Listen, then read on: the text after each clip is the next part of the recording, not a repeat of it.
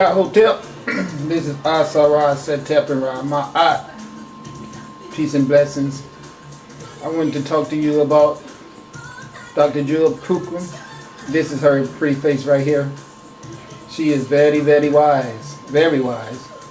She is one of my most favorite doctors on the earth. I don't know her, but I have been privileged to listen to a whole bunch of her lectures. As a matter of fact, one of the things that enticed me to continue my search with the phenomena of the universe, as according to the way the cosmic energy gets channeled to me, was brought to me from me observing her and listening to her. She talks about a lot of different things, morphic silences, as well as all kind of stuff that I wasn't aware of until I started watching her videos. I've met a lot of different people around the coagulation of us all getting together because we was attracted to her DVDs and things like that. So I thought I would share some of the information that she gives to the world with you all, and here it go. I hope you enjoy it as much as I do. And if you don't, it's because you are an idiot, and that's your problem, not mine. Peace and blessings.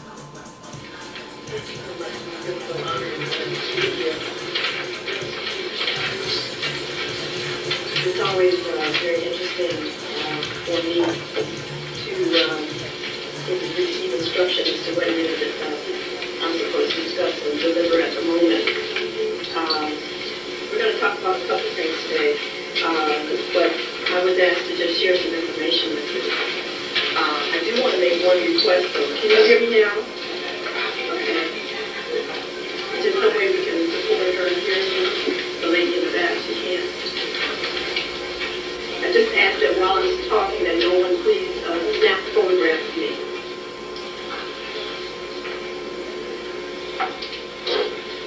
Okay.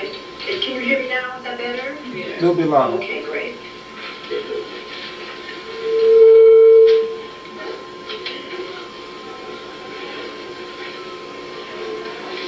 I do want to thank Dr. Bodis, and I've always heard such wonderful things about him, and I'm just real blessed to just see such an elegant, human, divine specimen.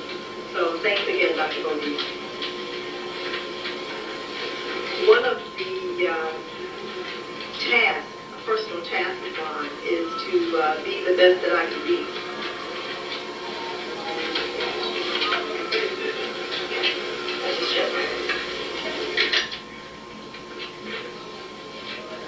So on my quest to learn as much about myself as possible, I found out some very awesome things. There's a tremendous amount of information available to us, and truly, next to the divine life force energy that has been given to you, it is paramount that you invest as much time and finances and whatever else you have in acquiring information. And the reason why is that when you begin to do the research and unleash the... I'm sorry, I just want to point out to you the little dot in her head, like you see synonymous with the women in India. This is a very, very wise lady. I really love her energy and everything. She happens to be from Detroit, Michigan. I believe that Detroit, Michigan has some type of spiritual vortex in it, because you know there's Malcolm X is from there. And then there's also the land of Elijah Muhammad. Also, there's been so many spiritual leaders that come out of Detroit, Michigan, I myself is from Detroit, Michigan. And then there's many more who I don't want to get off the subject, but trust me, there's something very unique about all of the energy that's manifested in people that grew up in that region. And that's the reason they destroyed that city, I'm sure. I have no doubt in my mind that one of the reasons Detroit got destroyed is because of all of the brilliance that the people that live in that area is able to attain. We on the earth have areas where consciousness is concentrated. And a lot of people would agree with me that we have some very brilliant minds that come out of Detroit, Michigan. Information in your mind, especially as melanin denominator melanin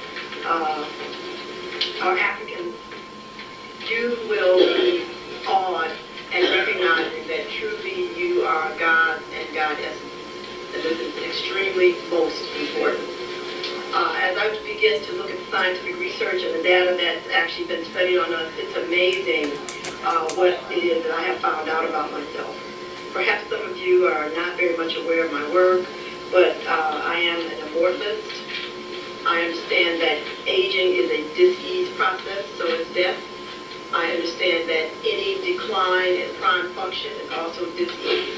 Menopause, climateric, aging, these are dis-ease states, and they are not natural phenomena that the human being has been created to experience. The more melanin an individual has, when you begin to do the research, you recognize that it really is an absurd experience. Because just by the chemistry, the physiology of the body, etc., this is something that, unless under total ignorance and a total resistance to actually accept and maintain what you have, do you actually even undergo those kinds of experiences.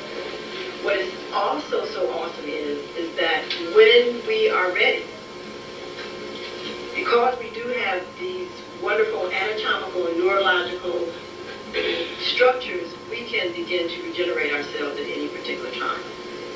I talked about this on a radio show not long ago in New York. Yes, you can regenerate your spinal cord, you can regenerate your brain, you can grow new limbs, new organs, whatever it is that you choose to regenerate. However, everything requires, first of all, an acknowledgement that this is possible, and then secondly, to find out what precisely you need to do to actualize the experience. So anytime you begin to collect thoughts in your mind that things are impossible, that experiences are not experiences for you, for reasons of primarily inadequacy, then do understand that obviously by universal law, those things cannot be in your realm. When you begin to evaluate your belief systems and the foundation upon which you define yourself, if you are holding on to belief systems that just by the thought of them create discomfort, poverty, what you can't afford, what you can't do, why you have to continue to be on jobs that create discomfort for you every day, understand that by my definition on a scientific basis, that is a sentence to your own hell. These are all experiences only based on your belief system and what it is that you are allowing yourself to entertain. The universe, and especially in this dimension, which is known as a holographic dimension, mercurial, very much so, a mirroring dimension, whatever you believe creates your reality. So therefore, when you have belief systems that immediately create discomfort, you have to understand that it's only by your choosing to continue to think that thought that you create your own discomfort. It is only what we call a relative reality. It is not an absolute reality. So when I talk about absolute realities, I'm actually talking about the fact that there are laws that permeate all dimensions, or as it is quoted in the Bible, rulership over all mansions in my mother father's house. Those are absolute laws. And any dimension you're able to move yourself into, you will find that it is requested that you have to obey those. But on a relative sense, relative reality has really been cloaked and has been perpetrated by social, cultural norms, okay, which are chemical realities that are actually written upon your genetic structure. Now, this becomes very awesome because as you begin to look at your gene pool, this is why you have to begin to start studying yourself. Many of the values, many of the belief systems that we have are obviously 300,000 years old. It has been discovered that Lucy's genes are actually 500,000 years old. Some interesting things will come out about her because it will be also revealed later on that she really didn't even originate from this planet. Okay, this begins to see how awesome that is. But definitely in the Aborigines, when they look at their genetic count, which is actually 42 plus 2 chromosomes, okay, because you have to understand that we all don't have the same chromosome makeup. There's 42 plus 2, 44 plus 4, and 46 plus 2. So depending upon the chromosome number that you have, and also the number of chromosomes that you are actually able to activate, depends and will determine your reality and the capacity that you have to master this dimension, okay? This is why if you begin to really do the study, there's really 7 races on this planet that are divided divided based on their chromosome number. The Aborigines are really the original chromosomes that at least Caucasians have identified, which have the 42 plus 2 makeup. And they do contain at least 300,000 years of information in their chromosomes. Unfortunately, they have been one of the groups of people that have been researched on most intensely for that reason. So when you think of Jurassic Park, you can also think of the Aborigines. Okay? And it's been an awesome thing that they have actually gone through for the Europeans to actually unlock as much as they have about DNA and genetic code. We have 12 sets of double helixes, not 2. Most people, however, don't even activate 1/4 of the one single double helix, which is why they actually are experiencing the kind of life that they have.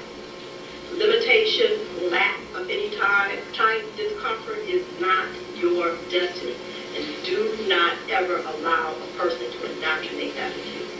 If you are experiencing it, it is because you have a relative reality that is not in alignment with absolute truth. This is one of the things that I stress because truly we are all potential gods and goddesses. That is only a state of existence that you personally have to earn, but the potential was already given to you. And not until you are ready to do the personal work and begin to understand who you are, can you begin to activate the 7 levels of brain function. Let me tell you about this a little bit. There's 7 levels of brain function. Most people are what we call trapped in either first, second, or third circuit.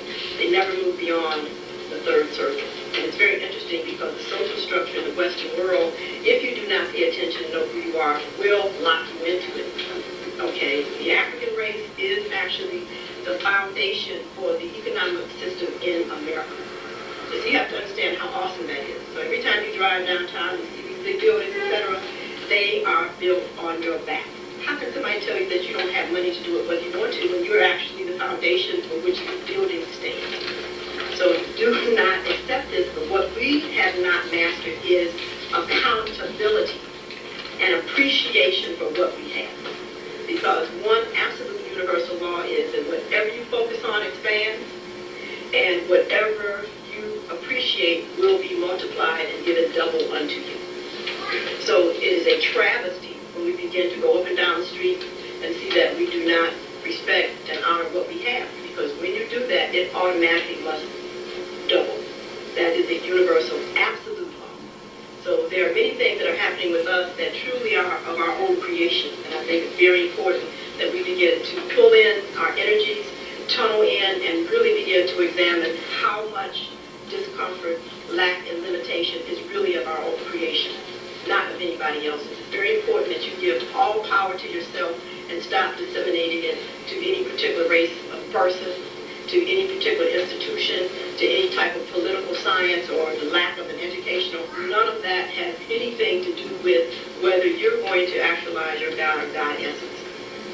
I brought some things here. There's one book that I obviously left at home, but it's no problem.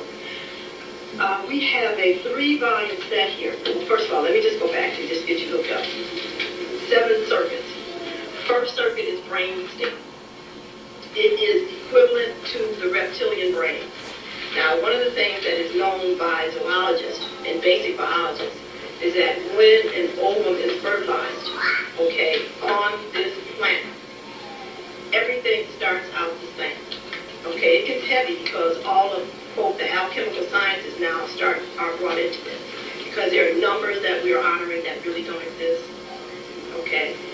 There are states of existence that we get locked into that really are only to be transitory. So we have to begin to start paying very, very close attention. But the point being is that, first of all, brain stem activity is the same as reptilian brain. Okay? Now, if you pay any attention to the animals, and they're wonderful teachers because the animals are here on